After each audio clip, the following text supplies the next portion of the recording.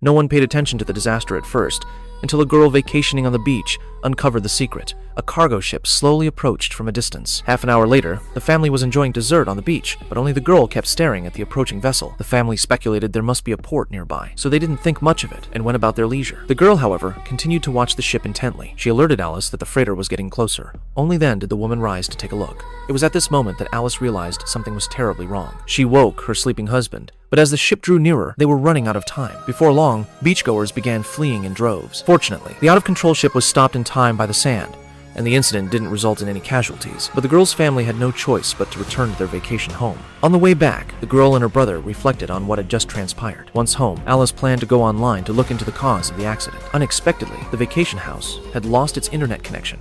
Aaron was also at a loss. Just then, a moose inexplicably appeared outside. Aaron told them that in mythology, moose symbolize good luck, but was that really the case? By evening, the family gathered for dinner. However, even late into the night, their internet remained disconnected. To shake off the dullness of their vacation, Alice and Aaron started playing a stacking game. Suddenly, there was a knock at the door. Sensing something amiss, Aaron grabbed a baseball bat. But when he opened the door, a man and woman were standing there. The man introduced himself as George, and beside him was his daughter Mira. Aaron couldn't understand why they were knocking so late. George explained that he was the owner of this vacation home, the landlord who had rented it to Aaron's family. Since the rental transaction was completed online, the two parties had never met. All he knew was that he had rented the house to a woman named Alice, Aaron's wife. Despite the suddenness of George's return, Aaron invited them inside. When asked for specifics, George told them that although it violated the rental agreement, he had no choice but to come back to this house. For some reason, not only was there a widespread power outage in his city, but the internet had also collapsed. People seemed to be descending into chaos. To avoid putting himself and Mira in danger, he had to bring his daughter and rush back to this secluded old house. George had wanted to contact Alice earlier to inform her of all this, but the phone had no signal, so he could only bring his daughter and hurry back overnight. In the end, he hoped that he and his daughter could stay in the house for one night and figure out the rest the next day. Upon hearing this, Alice refused. After all, according to the rental agreement, the right to use the house now belonged to her. Alice had the right to reject anyone's request.